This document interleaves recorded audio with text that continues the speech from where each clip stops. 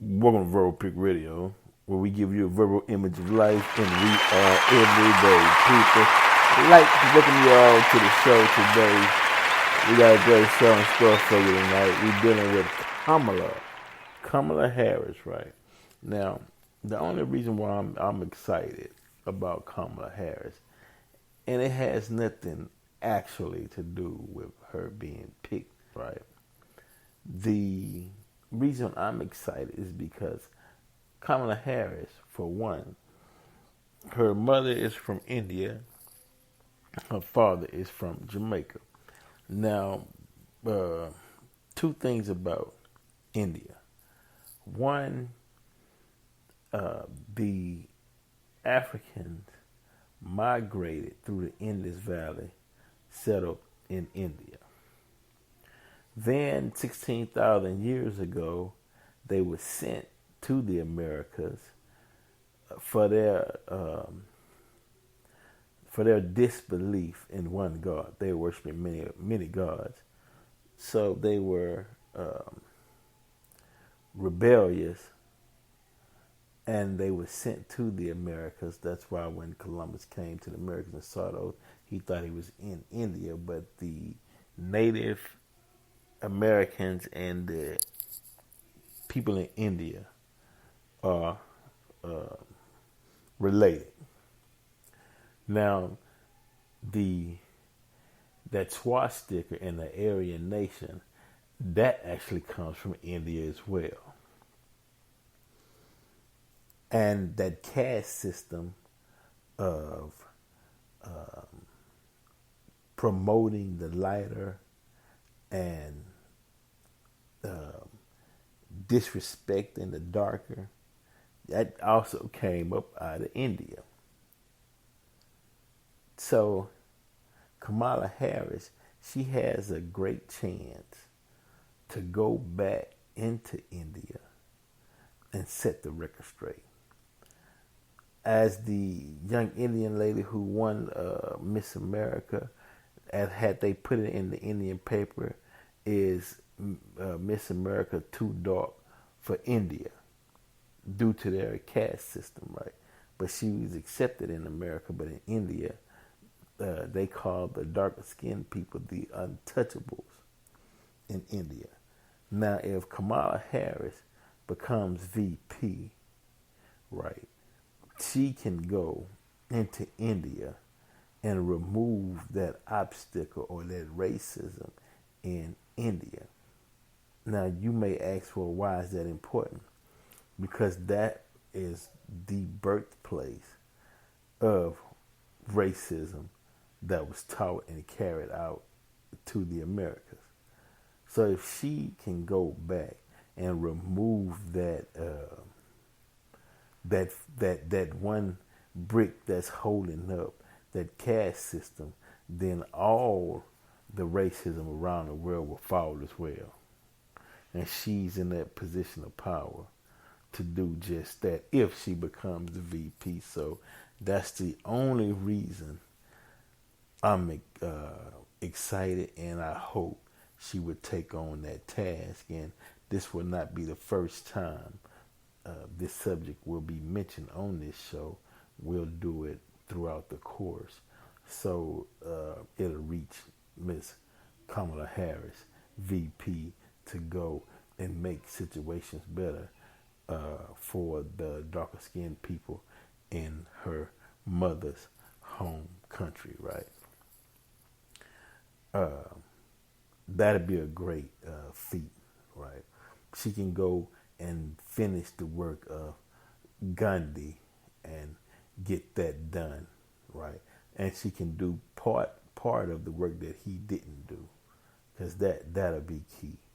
She speaks on being black, and she's proud of being black. And that's another dynamic with Kamala Harris, is because mother from India, father is from Jamaica, from the islands, right? The Caribbeans, right? But she's melanated, so she earned the right to call herself black. She can also call herself a Moor or whatever, Afro India, whatever she deems to call herself, because we as melanated people in America, we feel as though that the term black only applies to us in America. Like we the true black people, right? But any melanated person throughout the globe can wear that title, you know. Yeah, because you have to remember during the slave era, going all the way back to the mid 1500s, black people out of Africa were spread it all over this globe. You had the Portuguese enslaving the Africans, you know, black folks all in Brazil fighting racism, you know, all over fighting racism. So wherever melanated people land, whether your people came to the Americas in the 1700s, 1600s, 1800s, from Jamaica, from Brazil, from Africa, you know, from Europe, right, to the Americas, you were still considered black. Or back then they would use the term Negro, you know, or freedmen, you know, different terms to describe that melanin in your skin. They had a lot of different terminologies in which they use. So once again, Kamala being in that position, she don't even realize how important that would be to go and remove racism out of India. The domino effect that would have throughout the planet. I mean, I don't even think she has a clue, but that's something that I would like to see her work on. So I'm putting that forth. So I'm putting that forth as well on the agenda. I already got the $15.50 minimum wage request for whichever administration. I put that forward. Now I'm putting forward if Kamala Harris and Joe Biden win, then I'd personally like to see Kamala Harris go over to India and end racism in India and watch the effect that would have on the globe. Now, prayer, right? Wow, look, when you pray, right, don't just pray for yourself and wealth, that's fine, but pray to bring in the type of reality in which you would personally like to see. You want to see Egypt again. You want to see black people thriving again to where there's peace in the universe, and we got nice structures, and we studying and we harmonizing with the universe, and we studying astrology and astronomy and the cosmology and all the G's, you know, then you have to pray or put forth that thought. You have to pray, put forth that thought for the universe to manifest what you would like to see in your community. If you want peace within your community, you have to actually visualize a place, right? You have to close your eyes, visualize a place where you can come home, right? And it's peaceful. The front yard is manicured, you know, your driveway, you're driving something nice, you're walking up to big wooden glass, stained glass doors, you stepping on marble or tile floors, wood floors, whatever you want, you know what I mean? It's the neighborhood is peaceful. Children outside playing, having fun, helping each other with their homework. They studying. You seeing the youth reading Message to the Black Man. You seeing black men making sure that the community is safe. You know, no guns. People have any differences.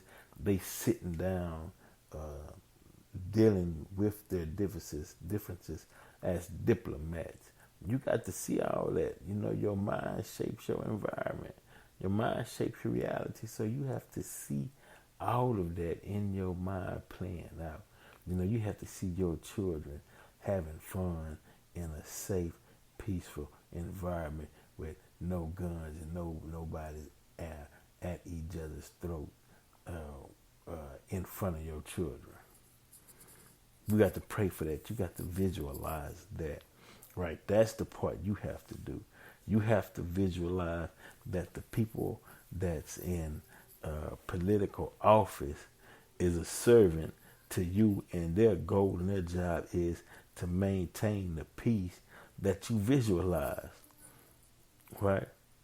Everything's working hand in hand. Everything's coinciding with the next thing. Everything is on a rhythm.